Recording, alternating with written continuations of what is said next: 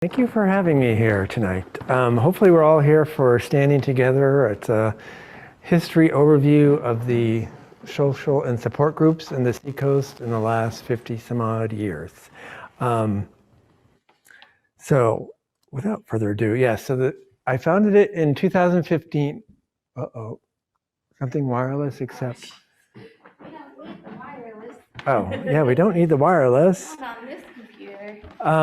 Like she said, to collect, preserve, and present the artifacts and stories of the LGBTQ people on the seacoast of New Hampshire. And one of the things that we found out very early on when we started, it's okay. She'll make it go away, and I can read it just as well as you guys can. One of the things we found out early on was that it was hard to talk about our history because a lot of people didn't know just the general history of the LGBTQ movements in the United States. So I always like to start with just some general history stuff. And June is Pride Month. And it all started in the Stonewall Inn in New York City in 1969. There was some riots that went over a couple nights. And the patrons were just tired of the place always being raided by police.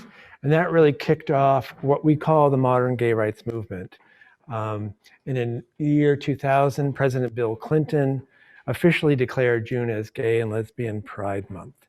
October is Gay History Month, and that was a couple high school teacher believed there needed to be a month dedicated to celebrating and teaching. National Coming Out Day is October 11th, and that started in 1988. And they chose the 11th because it was the first year anniversary of the 1987 March on Washington. So there was a march in the late 70s, there was another one in 87, and in 88, they thought, hey, we should commemorate our walk last year, let's have a National Coming Out Day.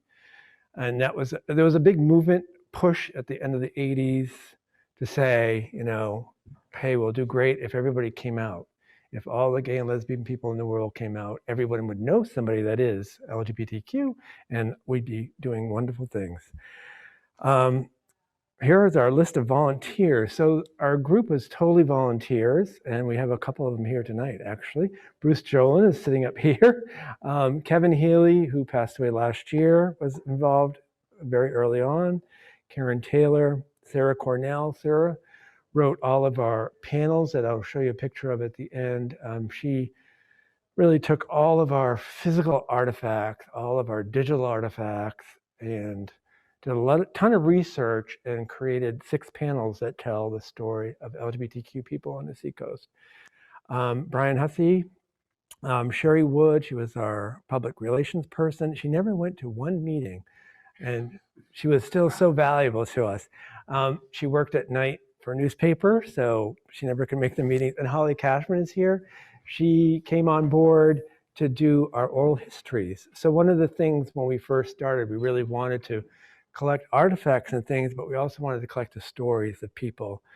And Holly came on board to do that. She works at UNH, so she was able to follow all the UNH protocols, so we didn't have to worry about all those things, like what forms to fill out, what permissions to get and all that. So we were very happy to get her on board because some of us took a day-long class and said, this is way too much work. Before I get into UNH, I wanted to show one thing. This is in this library here. I don't know if people at home can see it. This is over in the historical collection right across the hallway, and it's from the Lesbian Club. And it's the Lesbian Club from 1901 to 1902. And this is a little booklet that's inside of here. And it was a women's reading group, study group. They got together once a month. And this here little booklet just tells about what topics they talked about each month. When we did more research on this, it really spoke to how our language has changed a little bit. And you could say lesbian in 1901, and it didn't mean that you were a gay person. Just, it was the name of their group.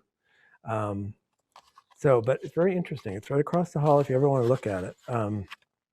So we would like to think that was the first social group for LGBTQ people in the Seacoast that we found, but we really can't say for sure that it was.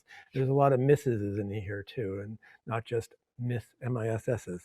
So one of the first things when I started this, people were like, you got to tell the story of UNH. And I said, no, I don't want to tell the story of UNH.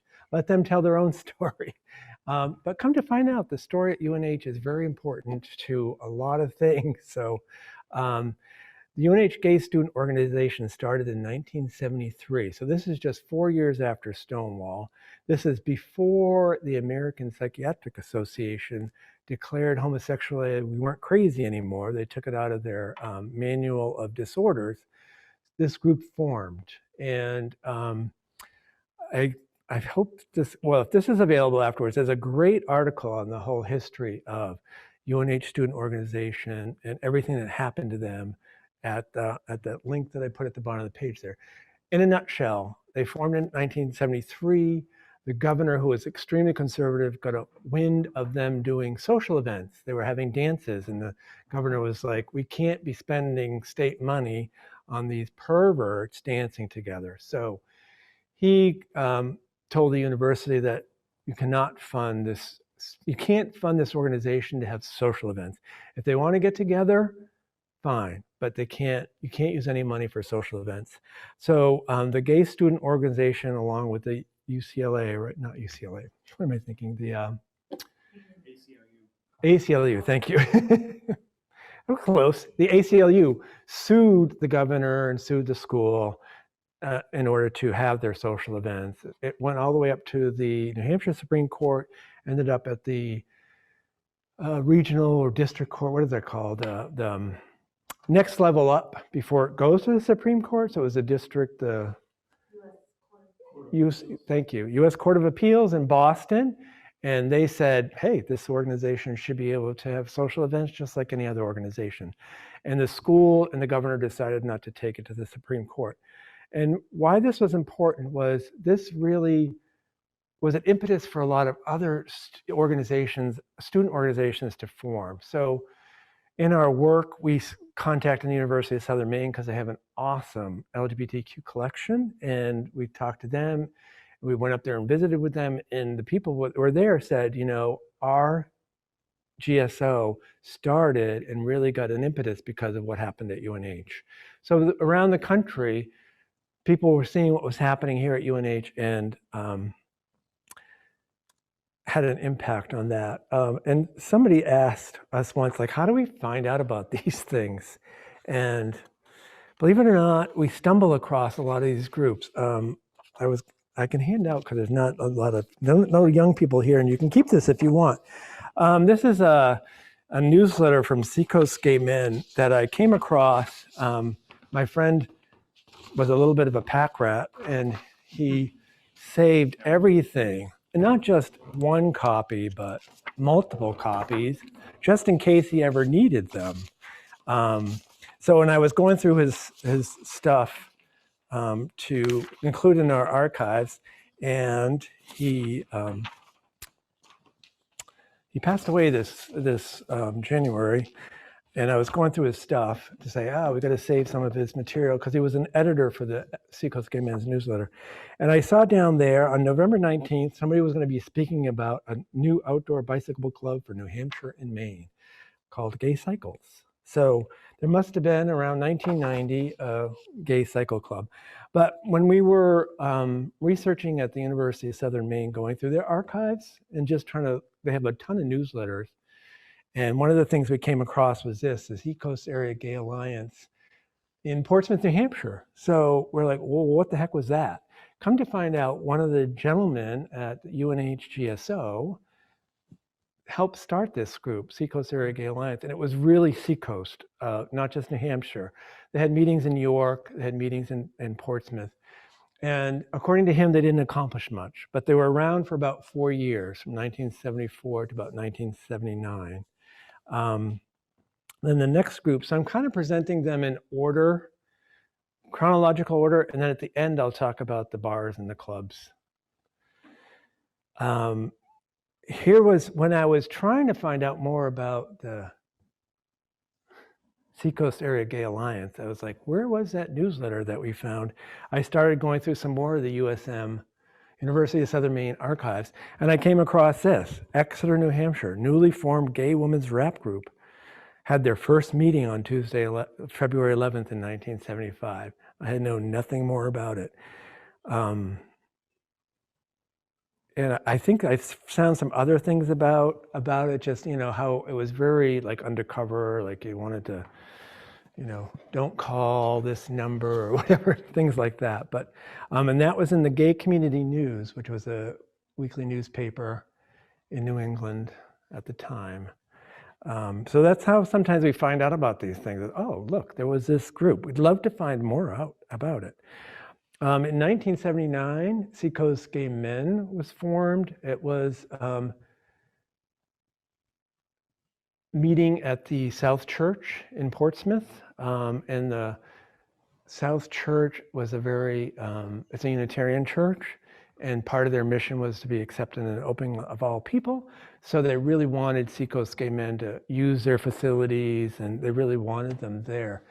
What's interesting, if you read the charter or when they sent to the state for their incorporation, it doesn't mention gay in it at all. It's just, think about it in the late 70s, so they're sending it to the state. They want to become a group. They didn't use the word gay. They are still around. They're, 45 years now? Coming up on 45? In 2017, is that right? They moved to Kittery, Maine. So they were meeting in Portsmouth for 40 some odd years, or almost 40 years, and then they moved to Kittery. It was just a matter of finances. And actually, I think it really helped them. I don't know. It seemed to reinvigorate the group, you know what I mean? Just moving, and I don't know if people felt more comfortable. Maybe there's more parking in Kittery. I don't know. But they're still around, and they're probably one of the oldest groups in the United States that's still meeting on a regular weekly basis. In 1981, a Gay Together in Sobriety group was formed, Gay AA. They disbanded in 2019, so they were around for a long time as well. With a lot of these groups, when they first started, people were like, good luck with that. And for most of them, they were overwhelmed. They had like 75 people at their first meeting. It was just crazy. We do have all of their archives because it was an anonymous group. There's very few little archives. There's we got these two banners. We got an outline of their meeting format. We've got a little pamphlet on homosexuality and AA. And we've got, somebody wrote up a nice history for us. So that's the extent of the archives we have for them. But we're so glad that we have them, have that and have that history. What's next? Oh, yeah, Seacoast responds to AIDS. So two groups responded to AIDS in the Seacoast. One was AIDS Response Seacoast.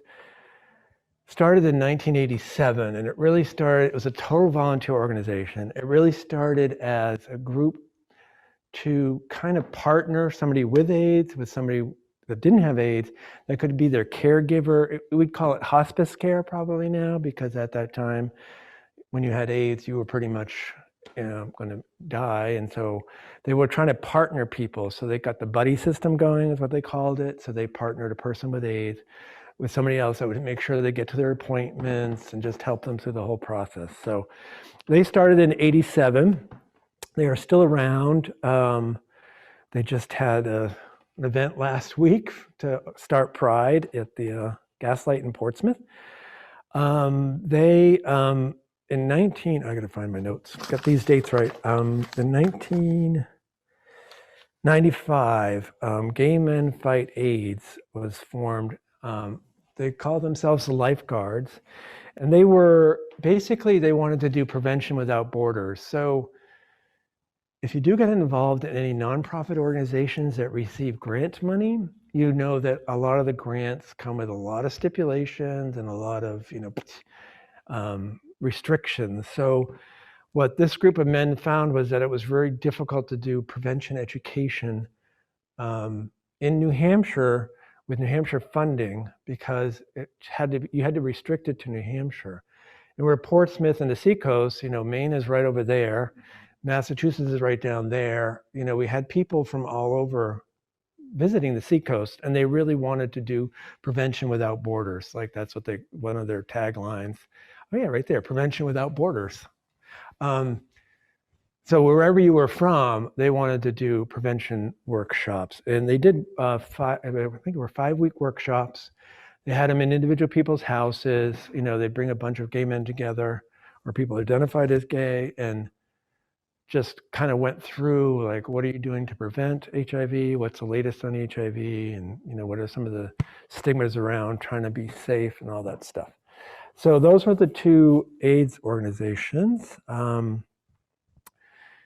1990, there was a workshop at a safe place in Portsmouth, which was a safe place for women to go, and they held a workshop for lesbian women. And out of that, Out and About was formed. It was a social group for women, and they were around for 10 years.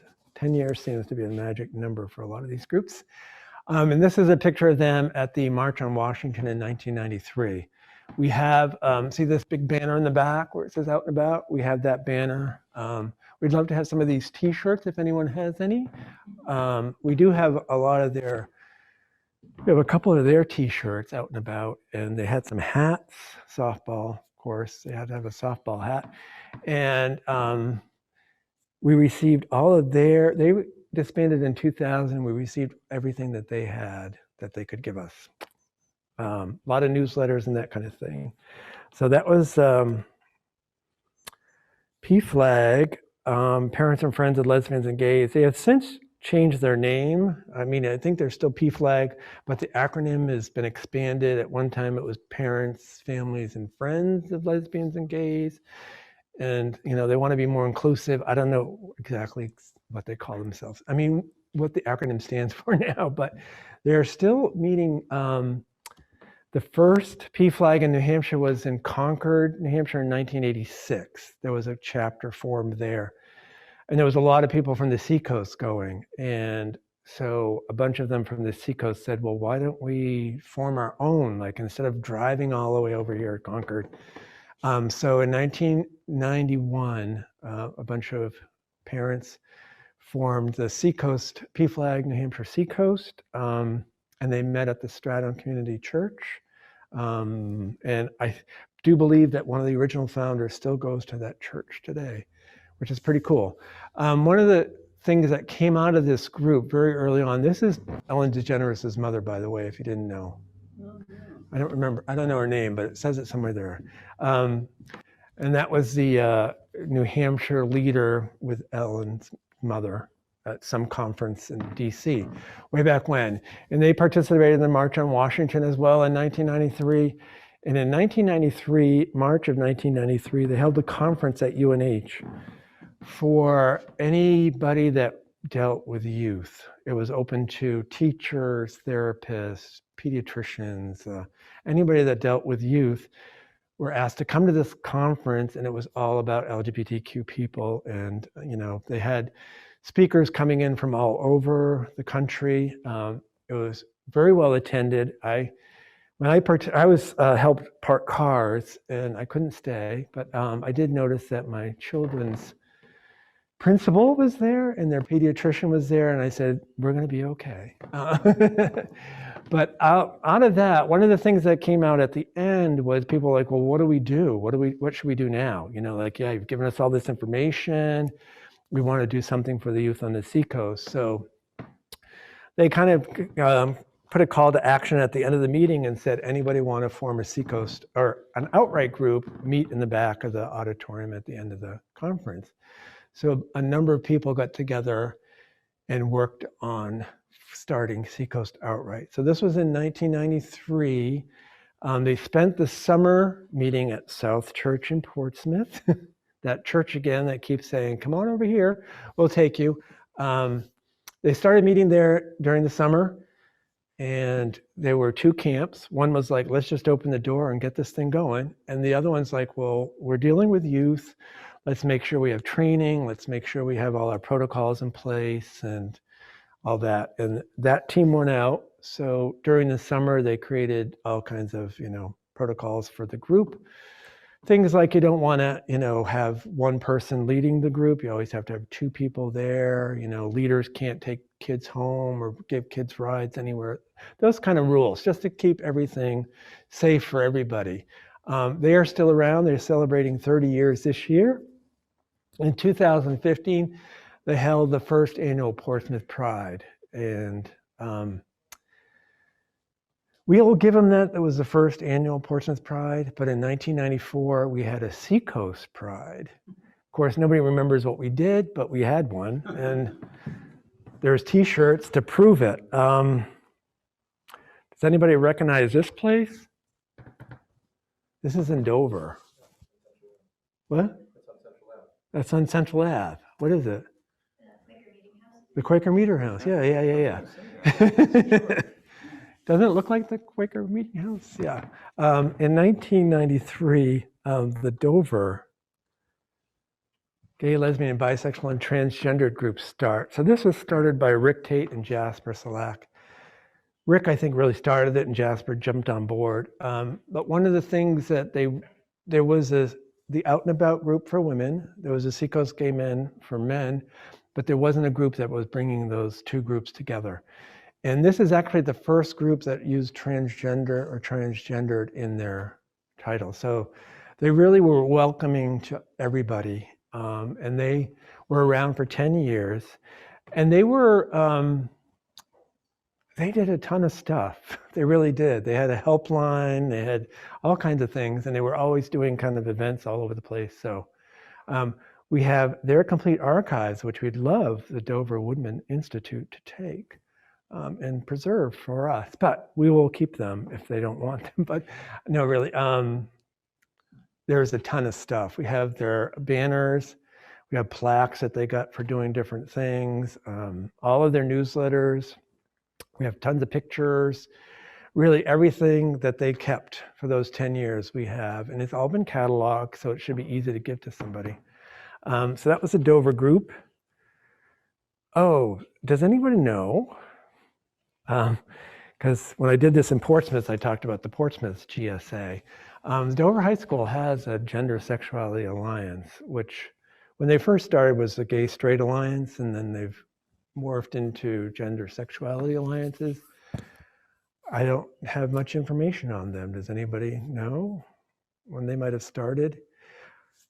For Portsmouth, nobody could remember when it started, and partially because it was not like real formal. It wasn't like, oh, let's start a gender sexuality alliance. It was more like, hey, if you want to meet after school and you think you're LGBTQ, let's just meet. And then it became more formalized and became an official group of the school. But that was, so I'm assuming Dover was probably very similar, probably late 90s, early aughts.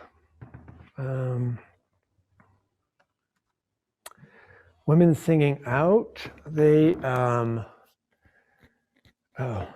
it's amazing how many of these groups were, they were a shoot off of the Women in Harmony out of Portland, Maine. And Women in Harmony was a women's group in Portland, Maine. And most of the members were lesbians. And so they're like, why can't we call ourselves, a lesbian group? And the Women in Harmony didn't want to be called that. So a bunch of women broke off and said, we're going to be Women Singing Out. We're going to be out loud and proud. They started in 1999. They disbanded in 2018. And that is another group that we have all of their archives. We have their banner. We have all of their programs. We have all their meeting minutes. We have all their financial statements. I have all their marketing materials. We have a ton of stuff from them. So it was fortunate that we were around when a lot of these groups disbanded and they could say, hey, you want our stuff? And we said, we'll take it. One of the groups that I didn't mention was in 1995. It was very short-lived. The Rainbow Network. It was formed in Portsmouth in 1995. The goal was to bring all those groups together, bring Out and About, the Dover group, Outright, Seacoast Gay Men, kind of bring them all under one umbrella and say, how can we all work together? How can we collaborate? How can we, We didn't want to have a community center. We had all these wild ideas, grand plans. It only lasted about a year or two, and it's just hard to bring a lot of different groups together to collaborate, and so we didn't last long. All right, the club and bar scene. So some of a lot with the club and bar scene. What's difficult about dating a lot of these things is the way the liquor licenses work. So, for example, Bruce can go to the state and get a liquor license and say, I'm opening up a private club over there at this space over there across the street, and I'm going to call it the Bruce American Club. And then he can say, hey, Brad, do you want to start a club? Maybe you want to be the Greek American Club. And Holly, you want to start a club? And they could all do it under his license because it's the license for that place. So what we know is that the Seaport Club, which did business as the Sagamore Club, was around from about 1959 to 1976. What it was, and it was in this building here, the press room, which is on Daniel Street in Portsmouth. And you walked in this door where this person is standing here. You walked in there, up a flight of stairs, you knocked on the door, and you went in on the second floor. That's where the club was. The first floor was, when it first started, was a furniture store, then it became a biker bar. So you can imagine the guys going up here and the guys going in there. Just don't mix them. What we were told by the person who eventually bought the liquor license, the Seaport Club license, was that the Greek American Club had a license. They were meeting here, but their membership was pretty low. And so they were like, what can we do? Well, why don't we have the gays come in? And so that's the story as it goes. And so we can see that the Sagamore Club, which was the gay club, started meeting. We know it was in 1959. We can see it in the city directory. It said Sagamore Club at this address. We know that in 56, the Greek club was here. So between 56 and 59, the Greeks invited the gays. I think it makes sense. Sometime in 1972-73, the Seaport Club, also known as the Sagamore Club, moved out on Lafayette Road for like a year. I have no idea why they did, but you had to be a member of the Sagamore Club. You had to knock on the door. They had to let you in and all that stuff. So it was very clandestine. And according to some of the people, that it was very, you didn't want to be in there when they were dancing because the floor, you really felt like the whole place was going to just cave in. When they rehabbed it, what was it, 6 years ago? It was sold and the whole place was rehabbed. And what they found when they were in the attic was they found a glass panel from a door that said the Sagamore Republican Club. Come to find out that Greek club had a bunch of clubs. When it first started in 1938 was when their first liquor license came out for the Greek club. And there was a bunch of clubs underneath that. And eventually the Sagamore Club was one of them in the late 50s. It gets very confusing. Try researching it. In 1976, the Seaport Club moved to this location. It was really in this building here. This part was not there. Do you remember, Bruce? I remember going once. I know you took the picture. Thank God, because this place is no longer there. So if you know Portsmouth and are familiar with Portsmouth, this is heading south on Route 1 bypass. So in the circle, you head south. There was a U-Haul place on the left. There used to be a Frank Jones venue there, That's where this place was, in the back. And you used to have to go up some stairs. There used to be a doorway, and you went up a couple flights of stairs. And you had to knock on the door to get in. And it was there from 1976 to 1986. And it did business at the Seaport Club. It started calling itself the Seaport Club. And Dick had Greek nights, I think, to honor the Greek club that gave him the license initially. In 1986, they moved to Green Street, 55 Green Street. Green Street's a very small street in Portsmouth. It's by the Sheraton Hotel. It's kind of like behind the Sheraton. So where those big salt piles are, across the street from that, there's the Sheraton Hotel. Next to that is this small warehouse building. It's like a one level, and that's where Members was. The whole place was going to be torn down, and some 5-story building, no doubt, will go up. They were there from 1986 to 1996. They were, it was a private club too, so you had to knock on the door, you had to be a member. We got a whole bunch of membership cards from somebody from all their years being a member. We got t-shirts from them, we have matchbooks. They lost their lease in 1996.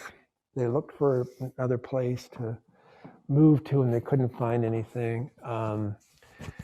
A year later, the owners of the building came back and said, hey, do you guys want to come back? But in the meantime, they tore everything out. So all the dance floor and the bathrooms and everything was torn out. So they were like, we don't have the capital to rebuild the whole thing. So what do gay men do when they lose their place to party? They start going to the women's club, right? We got to still find a place to party. So the women's clubs in Portsmouth, the first one started in 1980.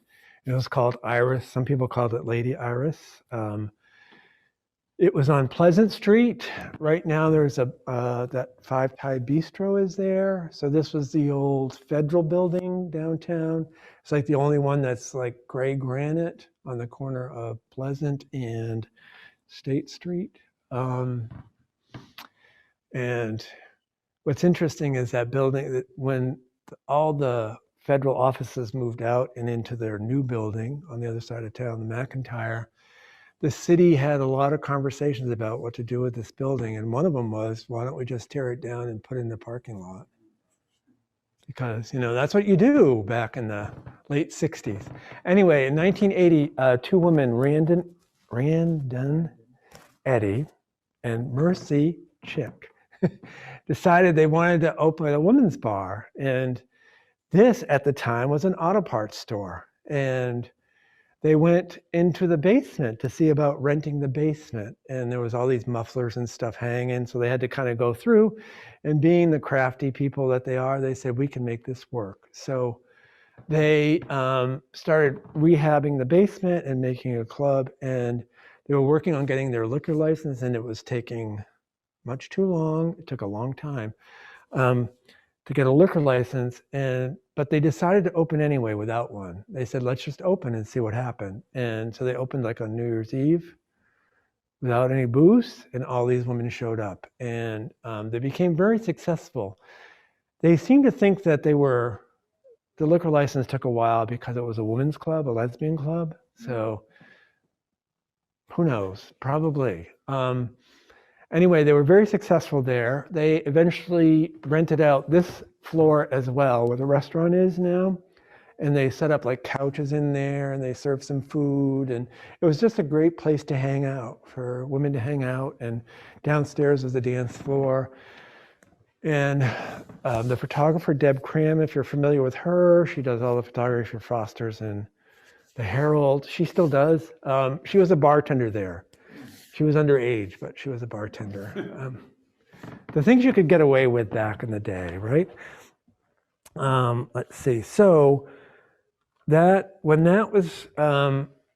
the owners were talking about closing that, there was a couple women that were going to the club that says, we don't want this club to end. We want there to be a women's club in the Seacoast. So they created Cats. And that was from 1986 to 1993. And that was this is a terrible picture. I don't really know what's there now, but it was on Lafayette Road down in Northampton. And So in '86, they got a liquor license, and I forget the name of their company, their LLC, but they got a liquor license in 1986. And they moved. I don't have any notes on these things. They moved to 948 Route 1 bypass in Portsmouth. So this one is at,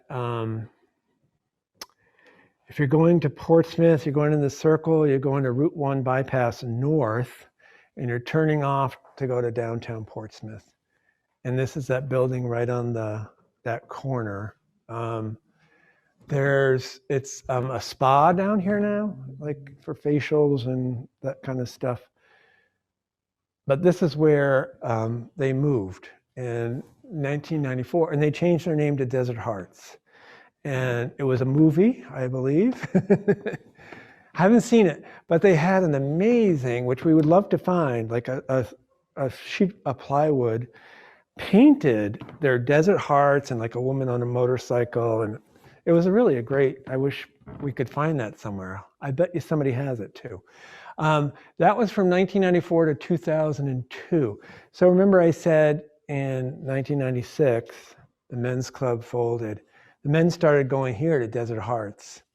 And basically we took it over. Didn't we, Bruce? Yeah, they were in financial trouble. Yeah, they were in financial trouble. So they kind of needed us.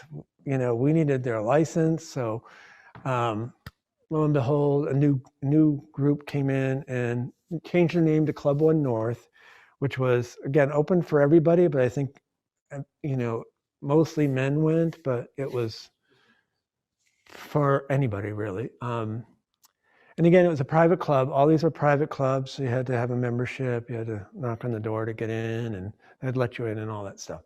And that lasted until 2010. 2001. 2001? Do I have that wrong? I was 41. How could it be 2002 to 2001? Do I have, maybe I got this one, other one too, Desert Hearts longer? Too long. That's 8 years. Yeah, I know it closed in 2001. Was it 22 years ago? So maybe, yeah, I don't know. 22 years ago that closed. All right. Yeah. All right, 2001. So Desert Hearts must have been right after 96 then. As soon as the men started going over there. Yeah, you're probably more right about that, 96, 97, 96. Where I think I've got these dates, though, were from the state. So you can go to the state website and look up businesses and look up by name and all that stuff. And when we were researching the Sagamore Club, that's what we were researching, Sagamore Club. And that goes way back to 1938 as the Sagamore Republican Club. So I went in there like last year and I said, well, what if you just go by Seaport Club? What do you find? Sure enough, right away, Seaport Club comes up with a license granted in 19-something, 50-something, but so I think that's where I got those dates. I remember going there when it was Desert Hearts. I do too. After the members closed. It was before Club One North, so it makes sense. Yeah. We'll check those dates for you. Yeah, 2010 does sound kind of late to me. It's long gone. Yeah. I was on the board when it closed the last 3 years. Because you were on the board the last 3 years. Yeah, my roommate was on the board too, Mark, at the time. And I remember he just brought all this booze home. And I'm like, great. I think I still have some. Yeah, you're right. That was probably 2001. Wow. April 2001. I remember club members closed on Valentine's night. I remember stealing some of their decorations.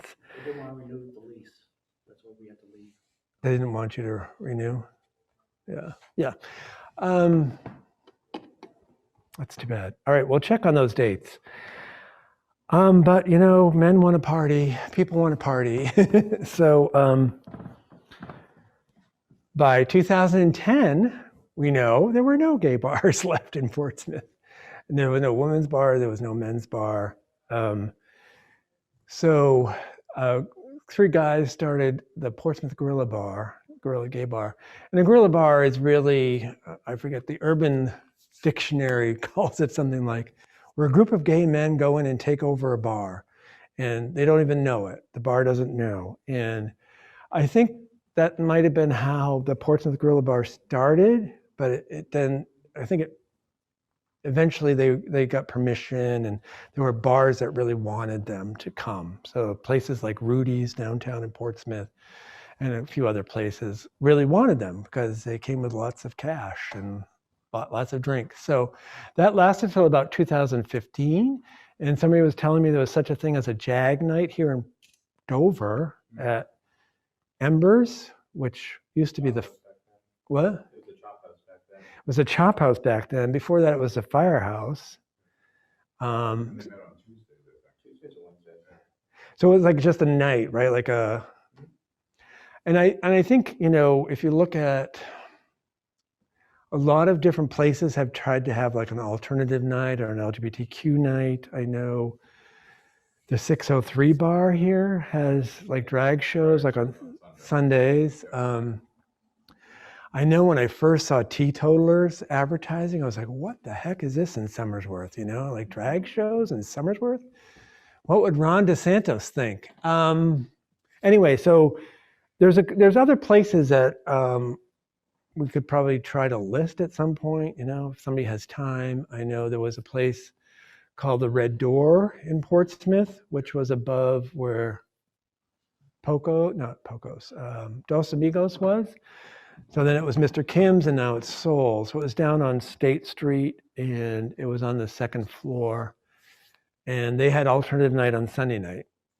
And Chameleon used to do it too, above Carol's. Which one? Above Carol's in Dover. Oh, what was the name of the place? The Chameleon is upstairs. Chameleon. They used to do alternative nights. Yeah. They stopped it when COVID hit and they haven't started that since. Yeah. And then in 2017, these two gentlemen and someone else, Barry Scott, started the Great Bay Gorilla Bar. And one of the things they wanted to do a little different than the Portsmouth Bar was to expand out a little bit more and not just make it Portsmouth-centric. Say that 3 times fast. So being the Great Bay, they can go to different places around Great Bay, meet here in Dover, Portsmouth, and whatnot. They have about 390 people on their Facebook page now, and it's not just for gay men, even though that's mostly what shows up. Anything else you want to add about that wonderful? I think we meet once a month. We do get permission from the bars and restaurants because the group is so large. It's kind of a nice problem to have. Yeah. It started as a word of mouth with just 3 of us having drinks in Exeter. We were all members of the Portsmouth Gorilla Gay Bar. So it's nice to kind of bring that back and see how it's grown. And just this past year, we've probably doubled its size. That's great. It is. It's a good time to get together. Yeah, tell all your friends. It is a good time, and it's great that I think the visibility is there. Like you're walking through this restaurant with all these other people, straight people there, but we have our private room, so it's very comfortable, and it's not. All are welcome. You know what I mean? It's not for the young kids or us old folks. It's everyone, everyone in between. So that's pretty much all of the social and support groups that I know about. I'm sure there are some other ones. It reminded me of something. Yeah, a lot of the alternative nights, I think, just when Holly was doing some of the oral histories, just listening to the people that talk about the 60s and the 70s in Portsmouth and where'd they go, and there was all kinds of places they went. And I'm not just talking Pierce Island, just a lot of the clubs are very welcoming for LGBTQ people. I'm trying to think of the Blue Star. Starlight, thank you. Is the one that Randa talks about. One of the women talk about Starlight being very dark and very... And she talked about like a place where people used to go to eat, and she said anything could go there, and I'm like, okay. Buy anything you wanted there. Yes, you could get anything you wanted, and I was like, okay. So a couple things about the project and some things that we have available to loan if anyone's interested. One of the things that I mentioned at the beginning was just trying to include some general history about the LGBTQ social movements. One great pride in Portsmouth, we were manning our booth or personing our booth, and right next to us was Age Response Seacoast, and they were handing out red ribbons, and kids were coming over to us and saying, "What's all this red ribbon about?" Somebody in our group got very passionate about, we need to educate these people about just general history. Like, they don't know about AIDS, they don't know about this stuff. So he went about creating these 6 panels. Well, we have in 2 different sizes. We have this size and this smaller size. And it really talks about the Stonewall riot, gets into the whole what happened those nights. And then it talks about all the gay social movements in the US. Starting with before Stonewall, and then the AIDS movement is considered a separate social movement just because of ACT UP and all those things. So we created those, and they're great. They're easy to read. Paid for them all himself and everything. So it's great to have volunteers like that. So we had those to loan. We lent them out to Age Response Seacoast for their June 1st Pride event. They're going to have them there again this Friday night for their after hours party at 3S in Portsmouth. The other thing that we created were these panels. One of our very non-creative people in our group, Bruce, when we were trying to decide how do we tell our stories, how do we put this all together, and we talked about doing like a timeline, but a timeline really is a beginning and an end and a middle, and we're like, well, we're still making history. We've been around forever, we didn't just plunk down here sometime in 1623. We were here even before that. So we said, well, how can we tell our stories and not necessarily get stuck in a timeline? And somebody came up with a great idea that, well, why don't we use the colors of the rainbow flag and create categories? So that's what we did. And we created, so there's 6 categories.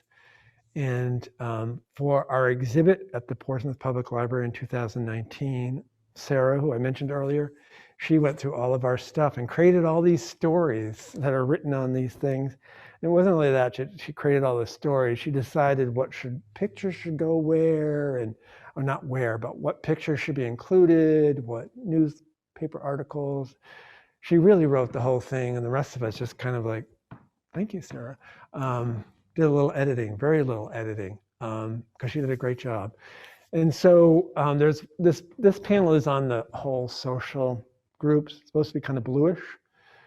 This was our commerce one, green for commerce, activism and politics. This was our health one. Purple was our spirituality one. And then we had the red one was our arts and culture. So we have those available to loan. Right now they're set up in Portsmouth City Hall for the month of June for Pride Month. There's a lot of stuff to read. And there, she talks, I've talked about our social and support group since the 50s. Very difficult to find anything before that. Very hard to find. I mean, we've talked to lots of people about what was going on, and I think part of what happened in the 50s was Pease opened, the air base opened. So you had the Navy Yard, all those seamen and all those airmen, and you put them together. They wanted the clubs, so Sagamore Club probably was part of that as well. But prior to that, we really don't know what people were doing. I mean, we know where they were going and fooling around, but we don't know much beyond that, and how do we say somebody was gay when that wasn't a term used for that at the time?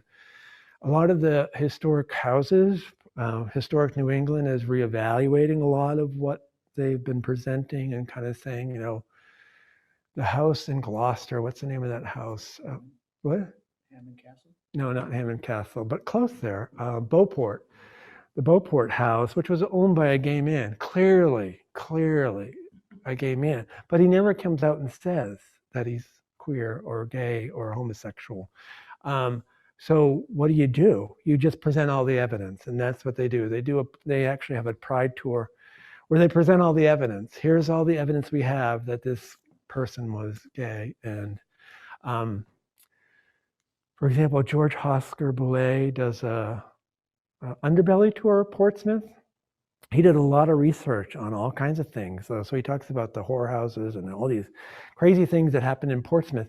And I said, okay, so where did all the gay guys go? And he's like, he didn't know, but you know that the sailors coming in, there were some. And so anyway, I digress a little bit. What are we working on? What's happening? Perfect timing. One of the things, like I said, was when we started, we wanted to do an oral history stuff. And so Holly kind of took that over. Thank you, Holly. With all of our stuff, I put some stuff out here if you want to look at it afterwards. And this was just to give you a sample of the kinds of things that we collected. We have t-shirts, we have buttons, we have stickers, we have newsletters, we have newspaper articles, we have posters, we have books, we got DVDs, we got VHS, we got cassettes even. Some of you probably don't know what cassettes are, but we got some. And we went through them everything. With all of our audio video stuff, including our oral histories, we cataloged everything we had. We converted anything that was local, we converted to DVD, and we also put it on a server, whatever you call these things these days, a shared drive, whatever you call these things these days, a shared drive. So a lot of videos that we received were shows on television that were about homosexuality, like Phil Donahue in the 80s, or when Oprah did a show on homosexuality, somebody in PFLAG recorded it. There was a number of people from the Seacoast that ended up on these shows, so we have those recordings. So those are all going to be available at the Portsmouth Public Library. We're going to present them in October as part of Portsmouth's 400th. So that's all of our audio and video archives. I started a walking tour a couple of years ago. So part of my objective when I started this was that we really should go away someday and we should just be part of all the organizations that already exist. So like Portsmouth Historical Society, the Portsmouth Athenaeum, where all of our paper and other ephemera is going to stay. That is in downtown Portsmouth. The Athenaeum is a private library / museum that's open to the public. So we've been busy cataloging all that stuff. And when I talked to the Historical Society, I said, well, how do I become part of you? How do we just become part of your everyday living? Well, why don't you do a walking tour? So I started a walking tour a couple of years ago through Portsmouth. It's the second Sunday of the month at 2:30 in the afternoon. I'm doing a special one on April 24th for Pride Day. So if you're coming into Portsmouth for Pride, you can come in an hour and a half early or a couple hours early. At 10 a.m., I'm doing a tour, and it'll be over by 11:30, so you can go and join the parade and everything else. So that was kind of how that came about, was, like, how do we get more ingrained in these institutions? The other thing we started doing to get the word out was we did a rainbow symposium every October in Gay History Month. And it's really just a panel of people. Like, I might invite 3 or 4 of you and say, hey, come on the panel and speak about this issue. We've had politicians, we had people from the restaurant industry come in, we've had people from the theaters come in. One of the best ones, I think, was when we just had people that grew up in Portsmouth. Somebody from the 50s, who has since passed away, right? 50s, 60s, 70s, 80s, and then we had somebody from today. And it was just fascinating to hear the difference, that, the change in Portsmouth and just how different people perceived being gay in Portsmouth at the time.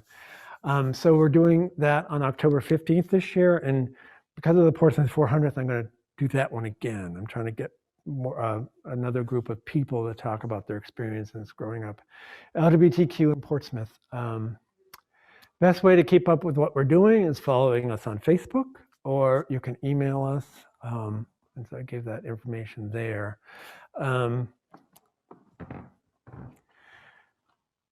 this is one of the quotes. I read this book. It was about the upstairs lounge fire in 1973. So this was, 1973. That comes up a lot, 73. So this was what, 30, 50 years ago. The upstairs lounge was a gay bar in New Orleans, and somebody set fire to it one night. He was kind of upset with, I think, the place, and just like threw some lighter fluid and struck a match to the stairway going up to this club, which was on the second floor, so people couldn't get out. And this guy Robert Wagner lost his boyfriend in that fire, and he started this human rights group in New Orleans. And I just thought this was a very interesting quote that he said: "A people cannot exist as a people without a history." And I said, So I'll leave you with that. And if you have any questions, or if you want to come up and look at any of this stuff, feel free. Very good.